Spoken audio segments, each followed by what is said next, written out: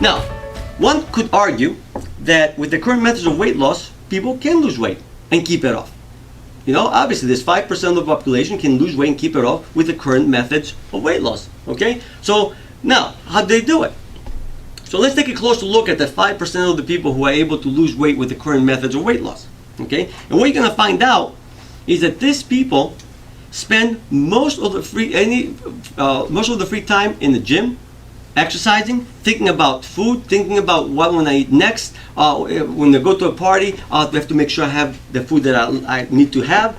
They like to be yelled at the gym. Okay? My question to you is, who wants to live like this? I don't. I actually rather be overweight and happy than spend all my free time worrying about my diet. That's not how life was meant to be lived. So the question is, how do we lose weight so it stays off? And I'm going to give you the secret formula. You just don't tell anyone. Okay, it's a secret. First, figure out what habits do I need to eliminate and develop to achieve the results that I want. That's number one. Okay? Once you realize, okay, this is the habits I need to develop. Next thing, pick one habit, one of those that you came up with, and break it down to the smallest action possible, just like I did with flossing. Okay, I realized I need to develop the flossing habit. I broke it down to the smallest action I could take, and then start working on the action. That's it. It's really simple. And I can tell you, let's say, for example, we need to develop the habit of doing aerobics. Okay? Now, most fitness professionals will recommend that you need to do at least 20 to 30 minutes 3 times a week, as much as 5 times a week. Okay, let's go with the 3 times a week. So let's say, for argument's sake, you came to me and I told you that what you need to do, and you're somebody who hates aerobics. What is the chance of doing 30 minutes of aerobics after you come home from a long day at work, your boss is yelling at you, you're stressed out, you get home, you sit on your couch, you look at the treadmill. What is the chance of you getting on the treadmill? Right? Slim to none. On the other hand, though, if you had the goal of doing, and which, by the way, that's the recommendation I give when people first start, 3 aerobic workouts of 1 minute each. What is the chance of that happening? Much better. But the problem is, what's the next? I'm sure that's the question everybody's asking themselves. What the heck will 1 minute do? Well, not much, I tell you that much. But what it will do is get you on the treadmill. Remember, the first goal of an exercise program is to develop the exercise habit, not to get the results you want. That's the first goal. And that's how you develop the habits. And by the way, what happens is you do 1 minute. Next time you might do 2 minutes. How many of you can actually stop after 1 minute of aerobics? Most people will continue anyway. And before you know it, 1 minute becomes 5, and then 10, and 20, and 30, and then you have all of a sudden the habit of getting on the treadmill every time you come home. Of course, there's always a problem. For this to work, you need something else. And that is the biggest issue. The something else is the right mindset. And what I mean by that, you see, just as I was saying before, the mindset of most people is that I must do at least 20 minutes. If I don't do 20 minutes, it's a waste of my time. So you won't even bother doing the 1 minute. Although the 20 minutes will burn you out, but your mindset will not allow you to do less. So again, you see there's a catch-22 here. So focus on the habits. By the way, this is the definition of the right mindset. Focus on the habits you need to develop in order to lose the weight. So whichever habit you're working on, focus and use that as your success indicator. In other words, let's say your goal was to do 3 minutes of aerobics, 1 minute of aerobics 3 times a week. Did you do that? Yes, it's a great week. We don't care if you lost weight or not. But let's say the following week you opt your goal and you say, okay, I want to do 3 aerobic workouts of 3 minutes each. Did you do that? Yes, it's a great week.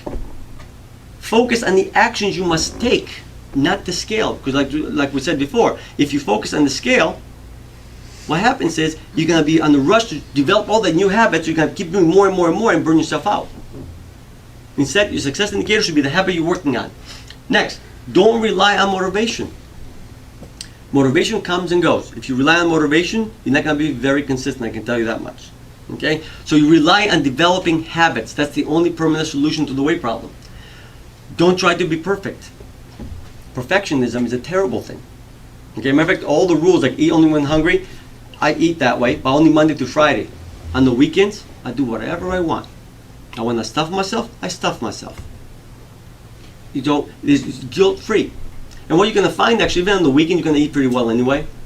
But you feel, because trying to be perfect, it's going to burn you out too. It's like when you go on a diet and it tells you no more chocolate. Okay, if you love chocolate, what is the chance of that happening? Slim to none.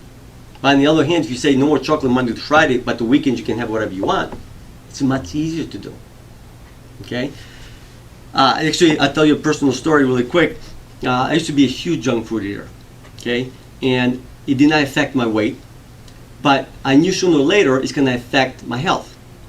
Plus, I have my wife telling me that you're a hypocrite because you're telling everybody else to cut down junk food and you're not. So I had enough motivation to say, okay, I need to do something about it. So my first attempt was to remove all soda from my house. Okay? So this way I don't see it, out of sight, out of mind. It didn't work too well. Because every time I would go to the diner, or I go to my mother's house, I would drink it there. And I would drink a lot more than normal because I felt, like all of a sudden when you can't have something, you want even more. So I scrapped that plan because that didn't work too well. So I made another plan. And then this one I came up with was Monday to Friday, I don't drink soda. On the weekend, I can have all the soda I want. And by the way, I kept soda in the house. And what happened was, the first week was hard. By the weekend, I had tons of soda. The second week, I did perfect again, but on the weekend, I had some soda. The third weekend, I forgot to have soda. Monday came around, like, oh, I didn't have my soda. And by the way, now I drink soda once or twice a month, but it's not a big deal anymore. And then did the same thing with all the other junk food. So I keep, deviled is one of my favorite junk foods. I keep it in the house. Because I know a lot of nutritionists say, remove the temptation of no, keep the temptation right there. Learn to control you. Because your environment is not going to always be under your control. So what happens if you remove the temptation from your house, but you go to your office and your coworker brings in junk food? We have no control. So we need to control ourselves. And the only person can guarantee results is you. Bless you. Thank you. No one else can guarantee you results. Just you. As a matter of fact, I always tell people that if you hear a weight loss program that says, we guarantee results, run the other way. Now, it's different to say, we guarantee results if you follow our program. Yes, okay. But nobody can guarantee results, only yourself can. And the last thing is, believe and be patient. Okay? Remember, your beliefs control your subconscious mind. So if you don't truly believe that you can lose weight, okay, although consciously you're trying to, your subconscious mind can end up sabotaging yourself. Because your subconscious mind is constantly trying to prove your beliefs right. Actually, we're all trying to prove our beliefs right. So if you deep down you believe, I was meant to be overweight all my life, it doesn't matter what you try to do. Remember, your conscious mind only controls 5% of your time. 95% of the time, your subconscious mind is running you. So if you have deep beliefs that you cannot lose weight, you will not. So that's the one thing I would work on trying to do. And to be honest with you, everybody can lose weight. The only question is how many habits you need to change before you lose weight. And yes, some people lose weight faster than others. That's also genetics plays a role. Nothing we can do about that. In patience, of course, Rome was not built in a day. This is my favorite illustration. Illustrates the point. To achieve success, like each piece of the puzzle represents a habit. Okay, each habit by itself might not get you to your goal, but as you accumulate the new healthy habits, will guarantee that it will get you to your goal. It's only a matter of how many habits you need to change.